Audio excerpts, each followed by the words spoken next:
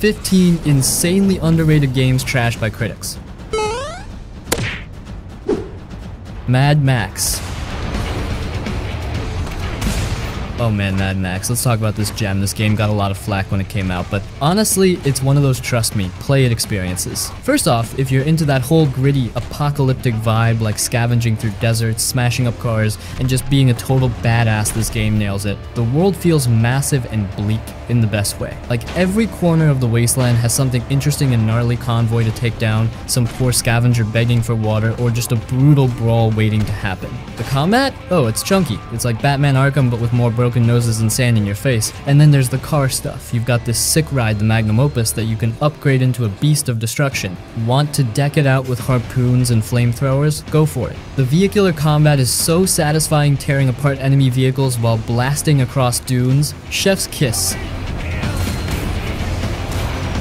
Critics kind of dumped on it for being repetitive or too much open world fluff, but honestly, that fluff is the fun part. It's all about the vibe, the freedom, and losing yourself in the chaos of this world. Plus, the story is just fine, but it gives your character motivation to build the Magnum Opus. It's not captivating, but it's not in the way of you having fun either. If you skipped Mad Max because of those reviews, you're missing out. Give it a shot, you'll feel like the king of the wasteland, and honestly, what's better than that?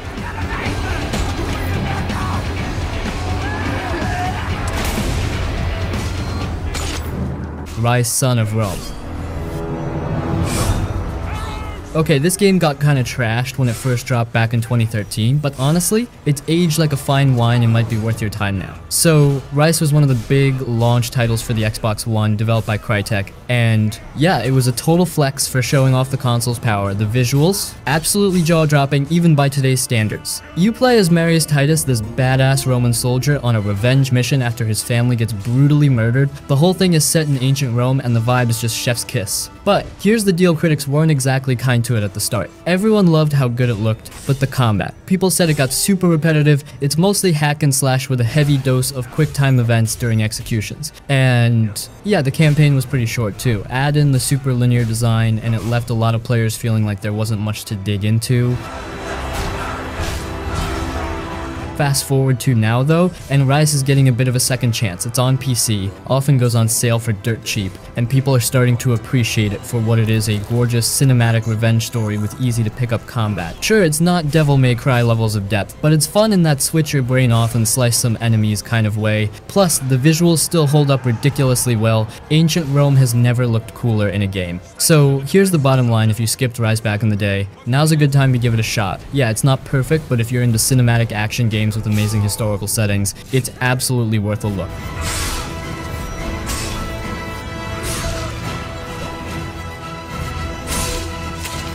Alpha Protocol. Alright, let me tell you about Alpha Protocol. This one's a bit of a wild card. It's a spy RPG from Obsidian that came out in 2010, and while it didn't exactly blow people away back then, it's become this underground favorite over the years. You play as Michael Thornton, a rookie spy who's just joined a secret US agency. The cool thing about this game is how it blends classic RPG mechanics with a modern espionage story. It's like a mix of James Bond and Mass Effect. Every decision you make, whether it's how you treat people or the missions you take, shapes the story in some pretty wild ways. You can build relationships, burn bridges, and completely change how things play out. It's one of those games where you feel like you're writing your own spy movie. But here's the deal, it's not exactly polished. At launch, people weren't too thrilled about the clunky combat, some wonky AI, and a bunch of bugs that could really kill the vibe. Eugene called it awkward and glitchy, which sums it up pretty well. Still, even back then, the story and the choices you got to make stood out as something special. Hey, yeah. And considering that item post... These days though, Alpha Protocol has a way of sticking with people. Sure, it's still got its quirks, but if you love a good story and like games where your choices actually feel important, it's worth a shot. The whole spy meets RPG setup is still really unique, and the narrative depth kind of makes you forget about the janky stuff. So yeah, it's not perfect, but it's the kind of game you'll think about long after you're done. If you can deal with some rough edges, Alpha Protocol is definitely worth a look.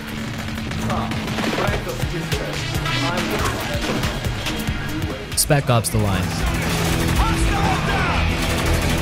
This one's a masterpiece that didn't get the love it deserved when it came out, but man, if you're into deep, thought-provoking stories and games, this is the one to check out. So, on the surface, it looks like your standard military shooter, right? You're Captain Martin Walker heading into a sandstorm-destroyed Dubai with your squad to find a missing colonel and his team. But the more you play, the more you realize this isn't just another shooty bang-bang kind of game. It gets dark, like mess with your head and make you question everything dark. Here's the thing, critics kind of brushed it off back in 2012 because, yeah, the gameplay is pretty basic. It's a solid third-person cover shooter, but it doesn't really do anything groundbreaking in terms of mechanics. And the multiplayer, let's be honest, it was tacked on and forgettable. But the story, wow, that's where this game shines. Conrad's command team. It's inspired by Heart of Darkness, and the way it flips the whole heroic soldier trope on its head is just brutal. The choices you make aren't the typical good versus evil. Stuff, they're messy, morally gray, and they'll leave you sitting there controller in hand, questioning your life decisions and the endings. Oh, they hit hard. Multiple endings depending on what you do, and none of them let you off easy. It's the kind of story that sticks with you long after the credits roll. Visually, it's got this unique vibe with the sand-covered ruins of Dubai, and the atmosphere is heavy, like you feel the weight of everything going on. It's not a game you play to feel like a hero, it's a game you play to feel like a human, flaws and all.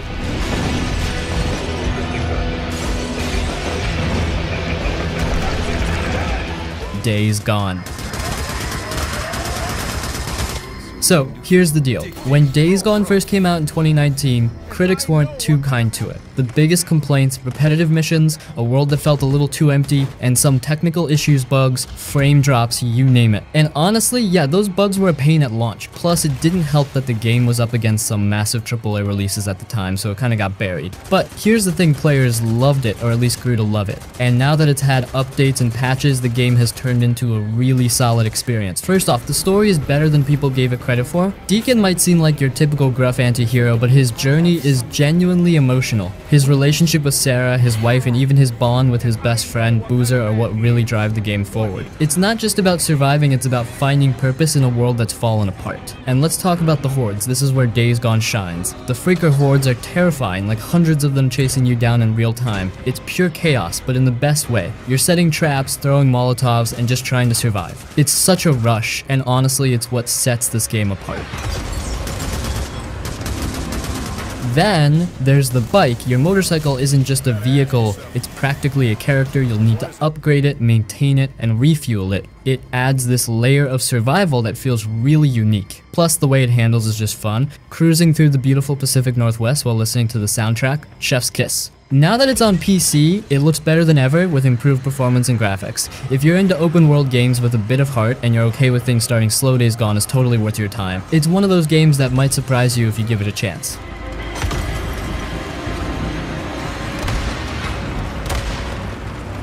Quantum Break.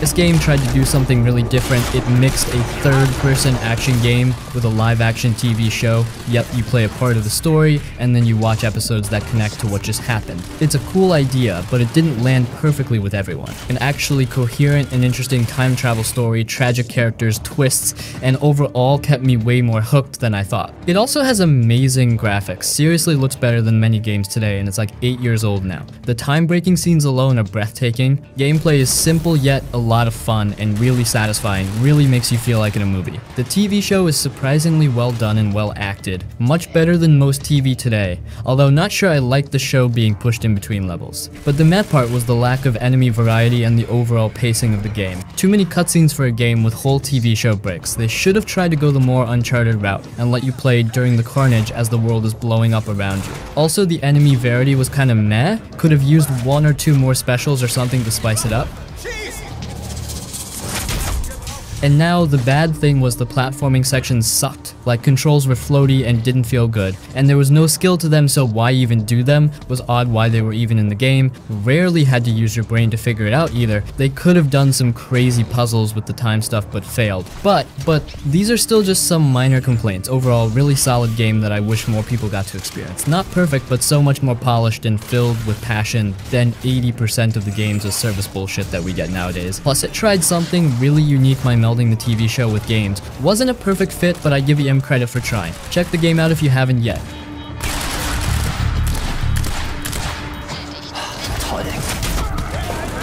the Callisto Protocol. This one came out in December 2022, and if you're a fan of Dead Space, it probably caught your eye. It's made by Striking Distance Studios, led by Glenn Schofield, yet one of the creators of Dead Space. So naturally the expectations were sky high. The game puts you in the shoes of Jacob Lee, a cargo pilot who gets thrown into Black Iron Prison on Callisto, one of Jupiter's moons. Things go south pretty fast when inmates start turning into these creepy monsters called biophages. Your job? Survive and figure out what's going on. Now, when it launched, the reviews were kind of all over the place. Some critics loved the creepy vibe and gory action, calling it a solid follow-up to Dead Space, but others, not so much. The combat was one of the big complaints. Dodging attacks is a big part of the gameplay, but it's clunky and frustrating at times. Plus, the game had a rough start on PC with stuttering and performance issues that annoyed a lot of players. That said, the game absolutely nails the atmosphere. The graphics are stunning and the prison setting is super eerie. The sound design, amazing. Every little creak, growl, or scream adds to the tension, making you feel like something could jump out at any second. So here's the deal, the Callisto Protocol is a mixed bag. If you're into survival horror and can push through some frustrating mechanics and technical issues, it's worth a look. It's not perfect, but the creepy vibe and insane visuals might just make it worth your time. Just don't go in expecting a Dead Space level masterpiece.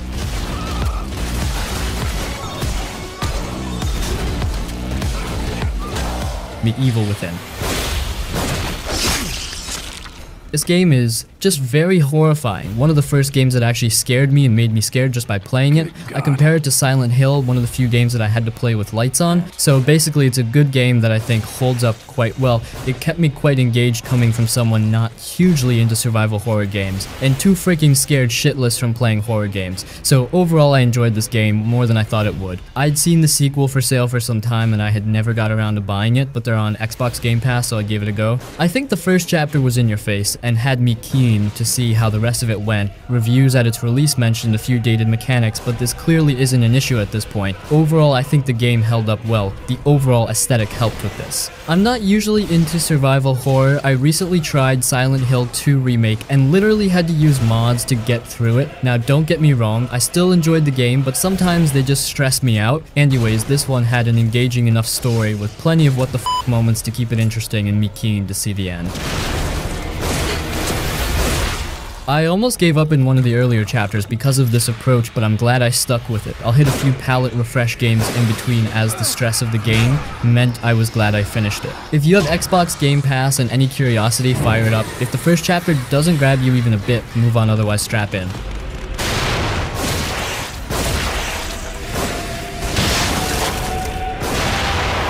The Order 1886.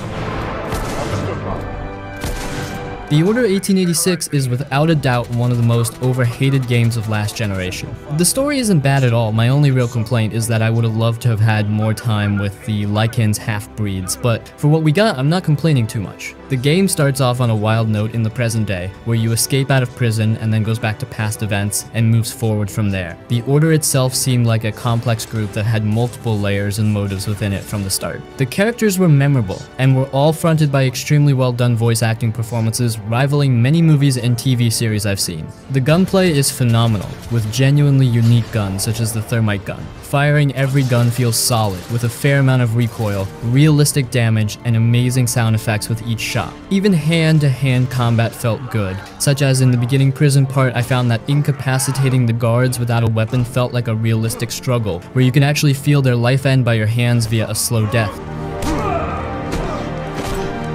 I know this game got absolutely lambasted for its length, especially with many critics claiming it was only 4 hours or so, or basically the length of a long movie. I'm not sure how on earth they were playing it, but it took me a good 8 or 9 hours to get through the game, which in my opinion is not nearly as offensive of a length as 4 hours. Many games these days get away with being less than 8 hours and being $60, so why did this game get dragged through the dirt? Personally, I think it boils down to the current obsession with game length at the time. I think this obsession started with Skyrim and got really bad in 2015 with gamers, looking to current releases like Witcher 3 and Fallout 4, and setting them as the gold standard in game length. I definitely think most gamers are past that now, with many becoming tired of overly bloated Ubisoft open worlds, for example. I think we've come back to the point of appreciating shorter, more airtight experiences. I think the game length issue with the Order 1886 could have been an easier pill to swallow if this game came out at $30 or maybe $40.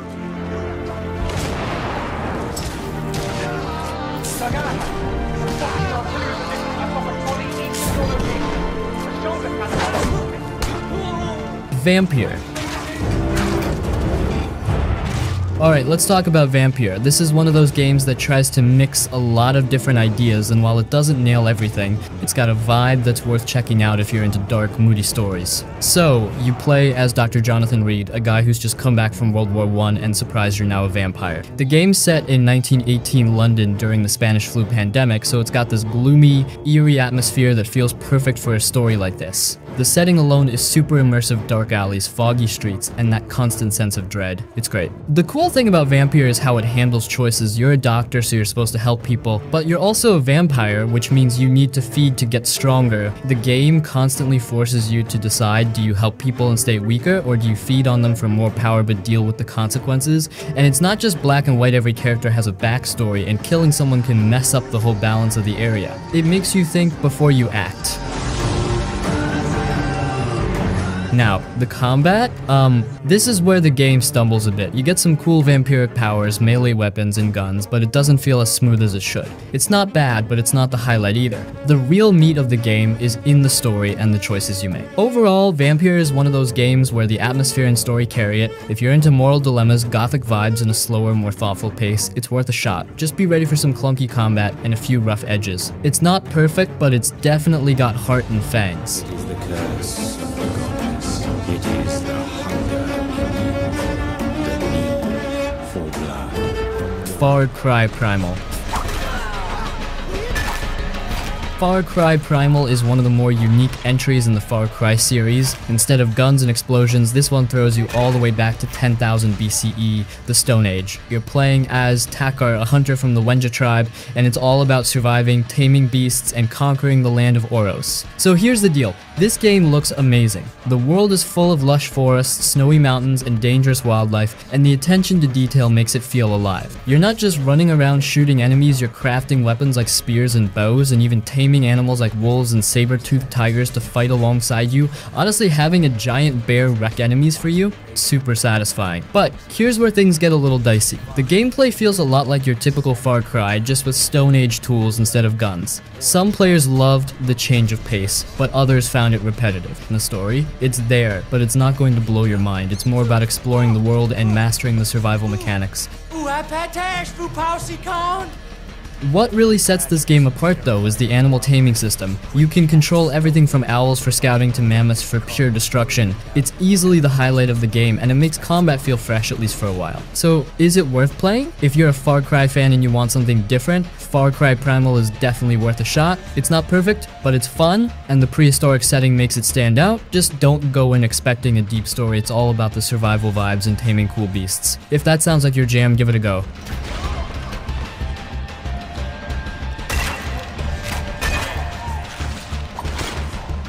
Biomutant.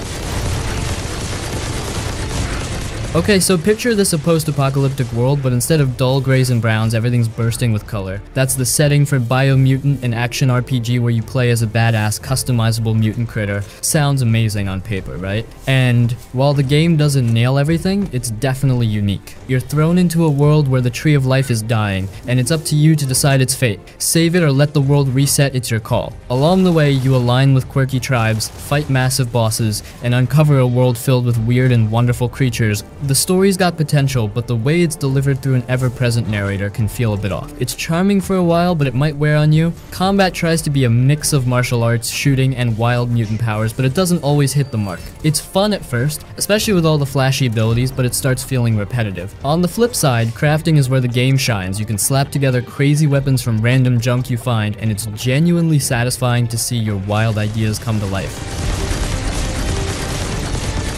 The world itself is gorgeous, it's colorful, imaginative, and filled with places to explore, but while the map is big and packed with lore, some players felt the gameplay loop didn't do it justice. It can feel like you're checking boxes instead of uncovering something meaningful. So here's where Biomutant lands. It's got heart, creativity, and a unique vibe that stands out, but it's held back by some clunky mechanics and a formulaic structure. If you're into exploring vibrant, quirky worlds and don't mind a few bumps in the road, it's worth a try. Just go in knowing it's a little rough around the edges, but for some players that's part of the charm.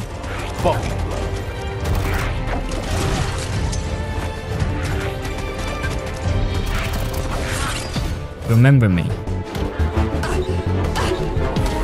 Imagine a future where memories can be digitized, sold, or stolen. That's the world of Remember Me, a 2013 action-adventure game from Dontnod Entertainment, the same studio behind Life is Strange. You play as Nealon, a memory hunter with the rare ability to remix and steal people's memories. Sounds cool, right? And honestly, it is cool, even if the game doesn't hit every mark. First off, the setting is fantastic. It's this futuristic Neo-Paris, and the city is gorgeous. The art direction is on point, with bright neon lights mixed with gritty, dystopian vibes. You really feel like you're walking through a world where technology has gone too far. The standout feature is the memory remixing. These sequences let you dive into someone's memories and change key details to alter their perception of events. It's super creative and adds a unique twist to the gameplay. I just wish there were more of these moments because they're easily the best part of the game.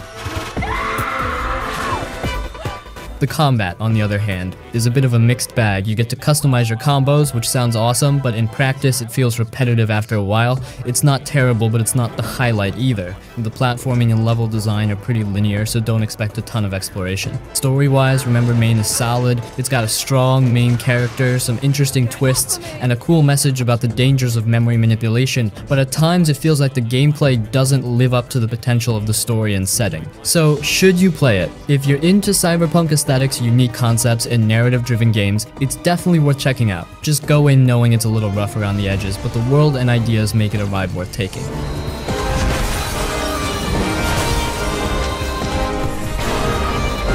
Watch Dogs.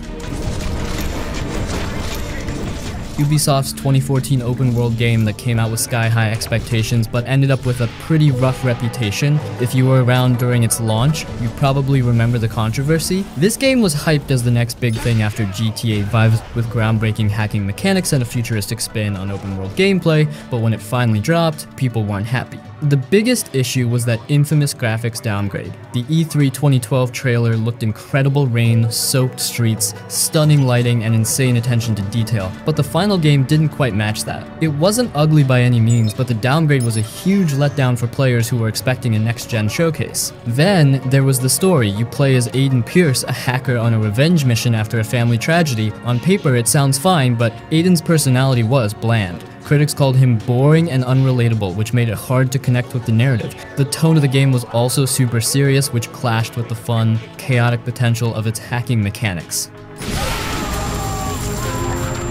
Despite all that, Watch Dogs has aged better than you might think. For starters, the hacking system was and still is really cool. Being able to control traffic lights, overload power grids, or tap into security cameras adds a unique twist to missions. It gives you options for stealth, chaos, or a mix of both. Even compared to newer games, the hacking feels fresh. The open world Chicago is another highlight. Sure, it doesn't have the personality of a GTA city, but it's detailed and packed with activities. Whether you're messing around with CTOs or diving into side missions, there's plenty to keep you busy. And with modern patches and updates, the game looks better now than it did at launch, making it worth revisiting if you skipped it back then. So why play Watch Dogs now? It's a solid open world game that was overshadowed by its own hype. If you can get past the launch drama and temper your expectations, there's a lot of fun to be had. The hacking mechanics still feel unique, and it's worth experiencing where the franchise started, especially if you're a fan of the newer games. It's not perfect, but it's better than its reputation suggests.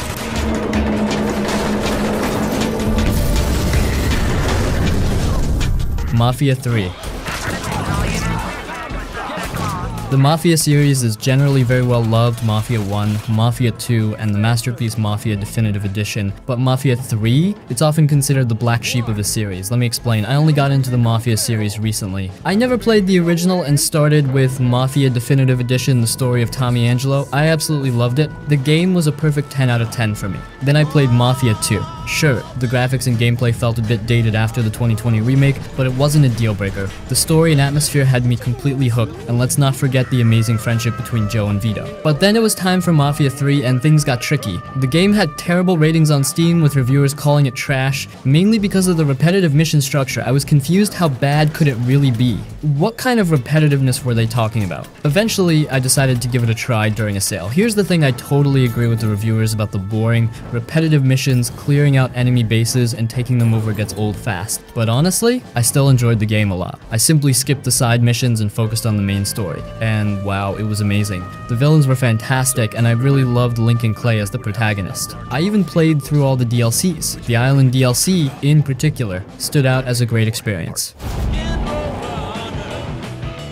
So here's my take. Mafia 3 is an amazing game that the developers kind of messed up by adding unnecessary filler missions. They probably wanted to match the increasing length of modern AAA games, which I personally hate. I prefer linear games, and Mafia 3's story, world, characters, music, and atmosphere are all fantastic. If you're playing on PC, I recommend installing a Reshade mod to fix the blurry graphics issues and enhance the visuals. Overall, don't let the bad ratings scare you off. While the reviews are right about the repetitive missions, the game is absolutely worth playing.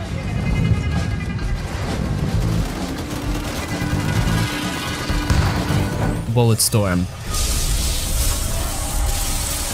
Okay guys, so this is one of those games that went all in on being loud, over the top, and ridiculously fun. Released in 2011, it's a first-person shooter that throws seriousness out the window and just asks you to cause as much chaos as possible, and honestly, that's what makes it awesome. You play as Grayson Hunt, a former Black Ops soldier turned space pirate stranded on a hostile planet full of mutants, criminals, and things that generally want to kill you. The story's well, I guess it's fine. It's got revenge, betrayal, and a lot of foul-mouthed dialogue. It's not groundbreaking, but it knows what it's trying to be, which is being a backdrop for pure mayhem. Now, the real star of the show is the skill shot system. Instead of just shooting enemies and moving on, Bulletstorm rewards you for killing in the most creative, brutal, and ridiculous ways possible. Kicking someone into a cactus. Bonus points. Using an explosive chain to take out a group. Even better. The game encourages you to experiment with your weapons in the environment, and it's insanely satisfying when you pull off something wild. Visually, the game looked great for its time, and the 2017 remastered full clip edition made it even better with enhanced graphics. The gameplay still holds up too. It's fast, chaotic, and just plain fun. But not everything about Bulletstorm landed perfectly. The dialogue is packed with cringy one-liners and over-the-top profanity, which can feel like it's trying too hard to be edgy. The multiplayer mode, it's there, but it's pretty forgettable compared to the main campaign. So why is it worth playing now? Because it's one of the few shooters that focuses on having fun above all else. It doesn't take itself seriously, and that's refreshing in a genre full of grim, hyper-realistic games. If you're looking for a wild, adrenaline-fueled ride that rewards you for blowing stuff up in the most ridiculous ways possible, Bulletstorm is absolutely worth your time. Just lean into the chaos and enjoy the ride.